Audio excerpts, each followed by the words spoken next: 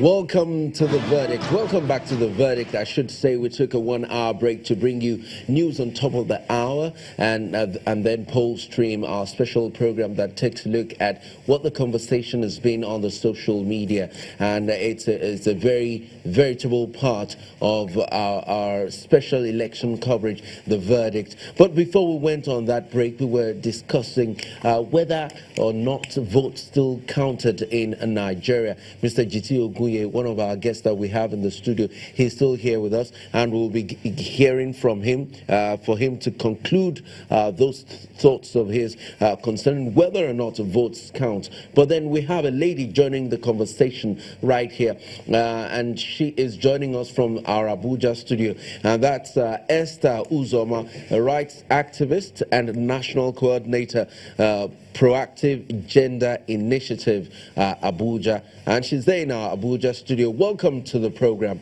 Esther Uzoma. Welcome. Thank you very much. All right. So, as the name of your organization suggests, rights activist and a national coordinator, Proactive Gender Initiative. How does it feel to you and your organization that it appears there is no lady in any of the races? Well, it's not a pleasant state of affairs. There's so much that the Nigerian female has to offer, but perhaps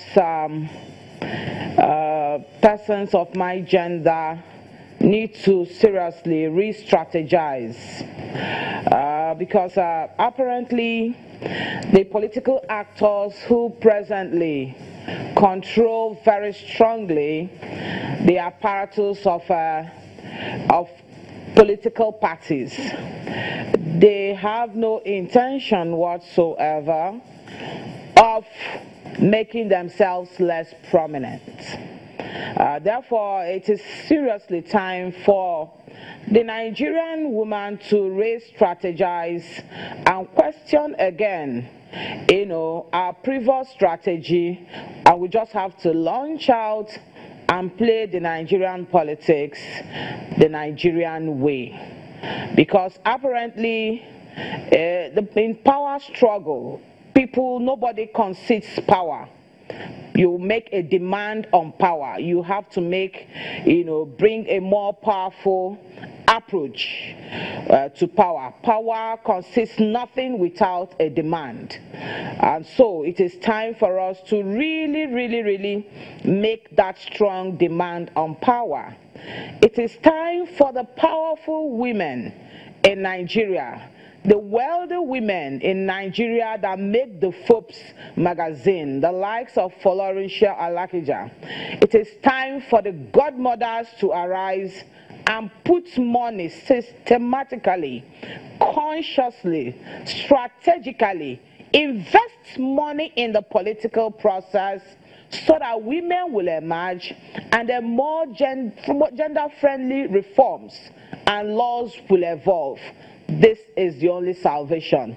So that we can now talk about proportional representative, we can now talk about gender parity and all that. But then we must, first of all, the door must be open and we must be in the house, sit at the table. All right, we have to re-strategize. All right, there's something of interest that you just said. Not that I have a particular grouse with the name you mentioned, but this is the age where we're trying to remove godfatherism from our politics, and then you are calling for godmotherism. On godmothers. How do we resolve that? Well, godfatherism is not an entirely bad concept. To the extent that it's a mentoring process, to the extent that the concept of godfatherism provides a platform, to that extent, it's not all that negative. There are positives to the concept of godfatherism. Of course, there are positives. Now, with the passing of the Young to Not to Run bill, for instance, the constitutional amendment, definitely, the young aspirants to political, they need some sort of guidance. God, that concept is not negative at all. Just that like in all human endeavors, you find the negatives, overshadowing the positives. It's a mentoring concept. It's a mentoring process, and it is not aligned to our traditional values. It is not aligned to our concept. We bring it to bear. You have to learn the ropes. You have to. So we need people who will take that position for women. Because we have always argued, oh, women take your place, women take your place, women take your place.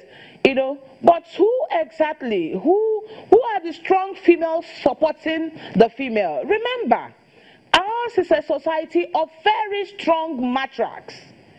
It's not a stray. Women of Nigeria are strong.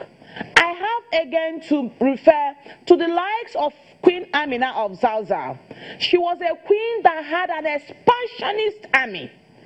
We are not weak and feeble. Just as so much has happened in between, and our attention has been diverted to our wigs, Brazilian hairs, perfumes, delicate pedicures, and somehow in all that process we have lost our history. That strong feminine, that matriarch, it's time for us to reinvent it and use it once again to set the records and generally uphold or upgrade the political process. Matriarchy is not it's not godfatherism, godmotherism. There's a positive side to it, and we are calling on the godmothers to arise. All right, Esther Ozoma, under the Jonathan administration, there appeared to be a deliberate effort to entrench the 35% affirmative action that's, conceding 35% of positions in government and politics to women. Now, that was some momentum. So how come, our strong women, as you have said, have not been able to latch onto that momentum and then capitalize on the gains and, make their voices heard in this dispensation? What must have happened? Well, like you said, it was the Jonathan administration. Kudos to, our former president. Like always, you see, it is our politics that determines a lot of things. Our politics, gives a veneer. You find the functioning of our institutions in our politics. And when our former president, Jonathan, was in charge, he made deliberate efforts to give women the position, certain concessions. But then, it's tokenism. Tokenism. Even though we found more women in the National Assembly, but, the numbers are not, they're so small. For instance, the Gender and Equal Opportunities Bill that Senator Olujimi introduced couldn't fly because, the men who, were in the National Assembly just couldn't take it. How many women are there? That's, leveraging on gains made. Those people, it has to be supported by a vibrant substructure in politics. That is why, it is necessary that the political parties which are presently, male-dominated, the political parties, first will have to give way. We have to concede certain positions. And until we make that strategic, systematic demand, we must bring the necessary pressure to bear so that these persons, the present gladiators, will make certain concessions. So that is why we didn't leverage on all that. In the studio here in Lagos to respond to some of the issues that you have raised. She mentioned the concept of godmotherism, but I don't know, probably it's just happenstance or the name that came to mind. It's the name of a rich woman. This is an age where we know that money plays a big role in our politics. Do we have such women that you cannot necessarily categorize as rich women who can be godmothers without the concept of funding? I once had the opportunity of discussing, some of these issues with my wife and some other women about the idea and the concept, of women in business. And then I also raised some of these concerns that in trying to bring women in business together, I also think there should be effort, concerted effort, to also find a way of mentoring women in politics.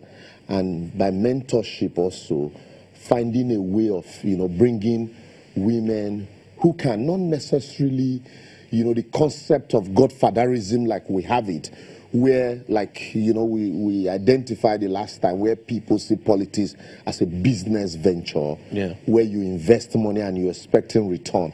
But as a way of encouraging, women participation, that look, you can do it. Provide the basic platform, the basic rudiment and grooming. And then, naturally watch, these women, fly high. Because, like I did identify, while we're on break, you find out that women are the greatest threat and enemies to women, empowerment.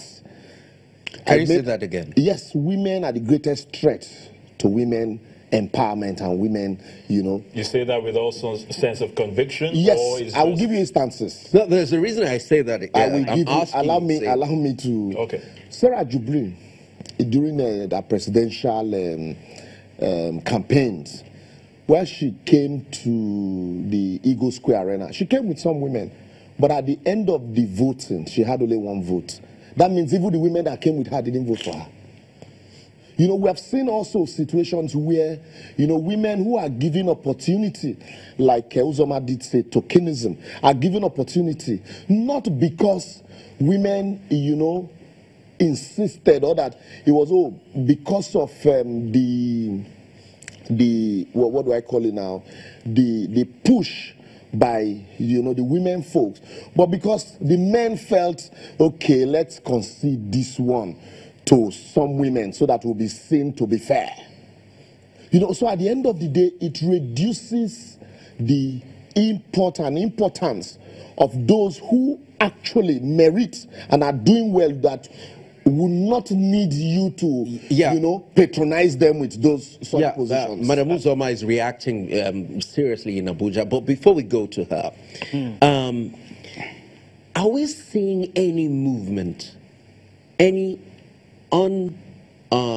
unmonetized movement, political movement amongst women, pure political concern, pure? When I say pure, not that we're conceding to them. Do we have a think tank of women in Nigeria discussing, moving around politics, not backed up by men? Is there an original movement amongst women in Nigeria in terms of politics? There are such groups. I don't need to mention them, but there are such groups. And a great deal of work has been done by women around the question of gender equality, gender parity, mainstreaming gender, etc., etc. A great deal of work. And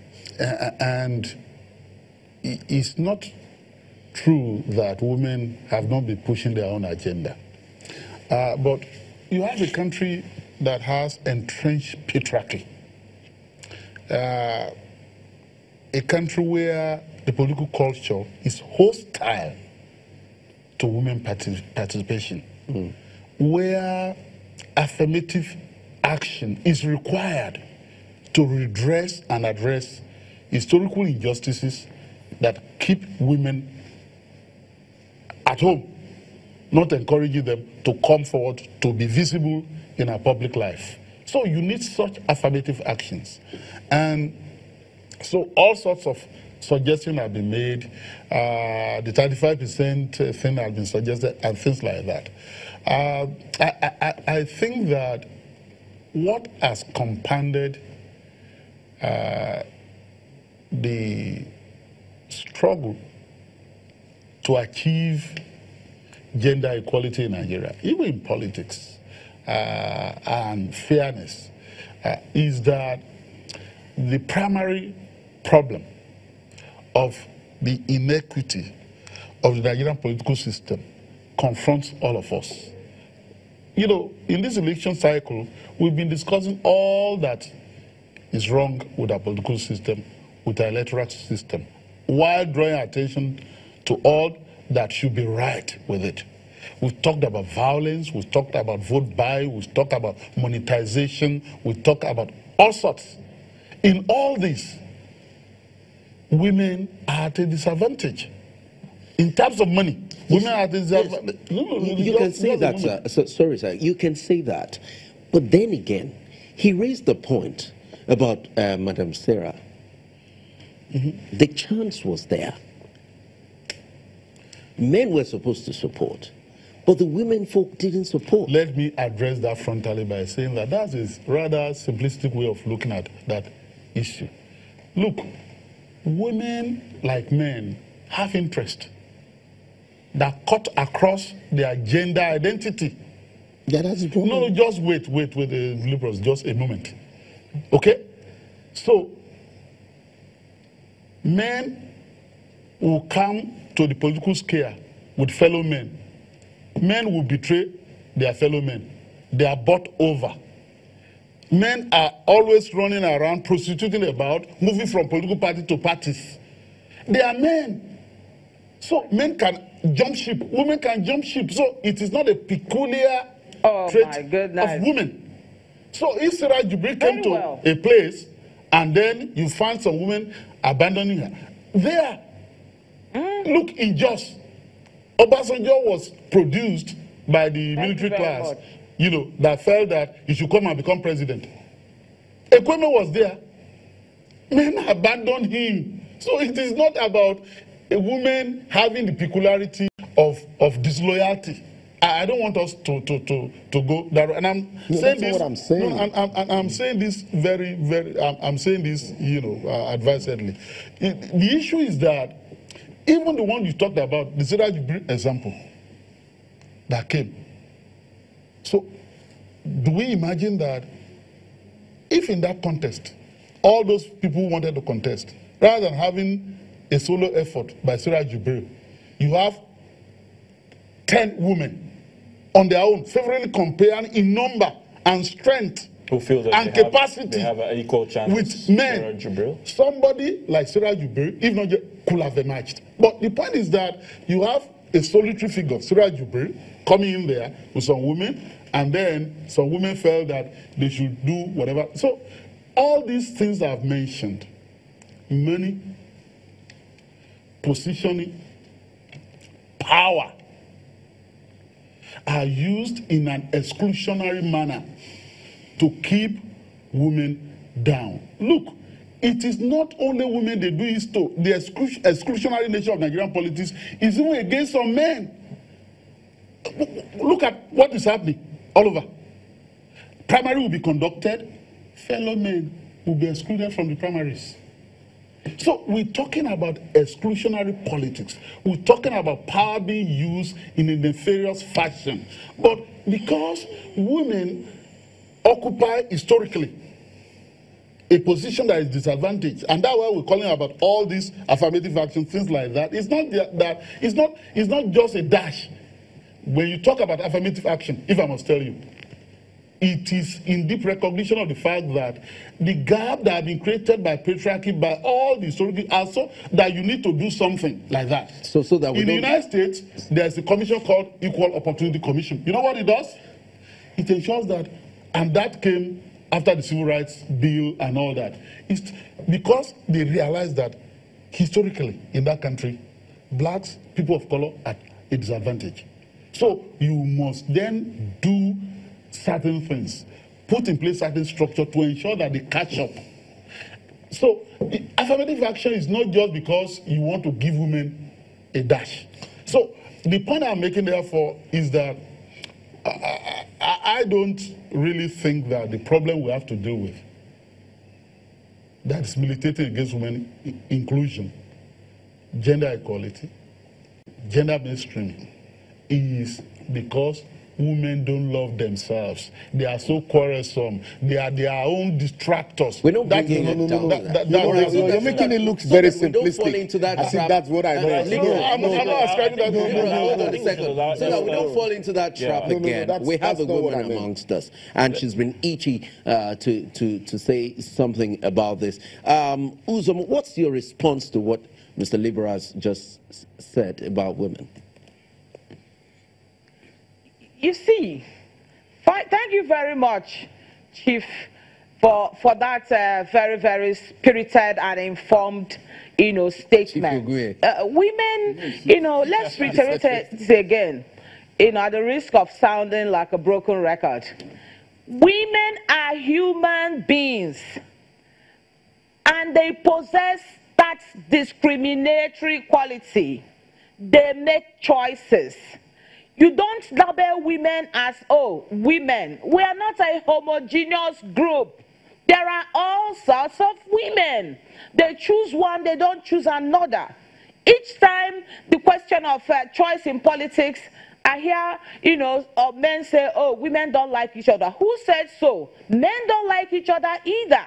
Men don't like everybody. And to constantly reiterate the narrative that women are their own enemies is that because we expect all women really to be the same. Can't you see how different we are?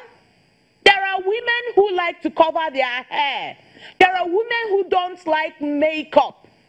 All sorts of things. It's a mixture. So women, that's so much is going on there. It's not they're women and then all of them are women. They think alike, they behave alike, they choose alike. That is being very simplistic about the entire conversation. Like my colleagues, senior colleagues said there in the studio, the history of patriarchy. Patriarchy across the world is a system that perpetuates itself. Just like power. Power begets power. Power sets the agenda. Power seeks its own omnipotence. Power wants to be more powerful. So we do not expect a National Assembly, for instance, that is male populated to come out with a legislation that will make the men less powerful than the women or give women more opportunities than men already have. That gap has to be breached. And the way to breach it, because the patriarchy, at some point, religion came and reconstructed the order. So we went away from the strong matriarchs, who were lawmakers really in societies. We went away from all that and assumed the position of the female who is weak, who is sober, who is not expected to speak where men are speaking. It was religion that brought all that. So at some point before the African woman was, she was a strong woman. In fact, they transformed into goddesses, priestesses, like we see in Abala, Conquest, book. We see, that's where we're coming from. Look at the southwestern states, for instance. If not for recently, you will see consistently, women, nobody contests that deputy governorship slot with them. But come to southeastern states, listen, women, don't even think about it. Don't even think about it. For people in the southwest, it's okay for them, for a woman to be the head of the they have a matrilineal system, so it's not strange. But for the southeast, it took one woman, for instance, to even say, listen, a woman can inherit her father. It took a woman who went all the way to the Supreme Court. So there's so much work to be done. Now, we must therefore galvanize. We must re-strategize. That is why I keep talking about the need for females who will come, provide what it takes for the Nigerian woman to participate in the process and gain position, not because it is given to her, say, oh yeah, you women, take one. We will win political positions, not because we are women, but because we are capable. We will galvanize to make strong demands on power, because power will not concede anything at all if you do not make a demand. That's where we should be heading now. I'm really interested in even looking at the whole country as it is. Perhaps I'll pass this question to you, Mr. Oguye. Really, from your own assessment, do you think that Nigeria is actually ready to have, women take up political positions of authority? We shouldn't be asking that question. If Nigeria is not ready, we'll make it ready. Because you see, the goal... And that's another challenge again. Because the goal of having a more just, a more equitable, a more dignified world, a more inclusive world, is an ideal that we must strive to attain. We can't be asking the question, are we ready to have youth participate in our politics? It was forced. Now a bill was signed into law, not too young to run. So if we're asking ourselves, are we ready to have young people participating in government, we'll not do that. That's a kind of affirmative action. That's the point we're making. So if we keep asking the question and then we're debating the issue, are you ready? And who are the ones debating that? Men who are part of the people saying that women should not come to the forefront. And I'm saying this, so it will not be fair to even start asking that question, right? It will not be fair to start asking the questions, should women be in our academic life? Should women be vice chancellors? Should women be ministers? Should women, are we ready to have women take care of our children? Right? So we have role ascriptions, and yes, we will discuss what women are competent to attain. That is a law. So what we should be doing is to recognize that there be these historical injustices. And when we say historical injustices, we can be mentioning them. So how do we redress them? How do we redress them? To ensure that we have a country that is more just. A country that seeks justice and then leaves a gender behind. It's not going to be a just country. It's not going to be a just country. And, part of the problem that we have is that we're talking about political participation. Even in terms of voting in certain parts of the country for cultural reasons and all that, women can't get out easily. So they can't participate in rallies. So it's break time again. We'll take a short break. We have a lady in Abuja, Uzoma Esther, rights activist and national coordinator of Proactive Gender Initiative. We'll continue this conversation. Should it be concessionary or should they fight for it? That's after this break. Join us again.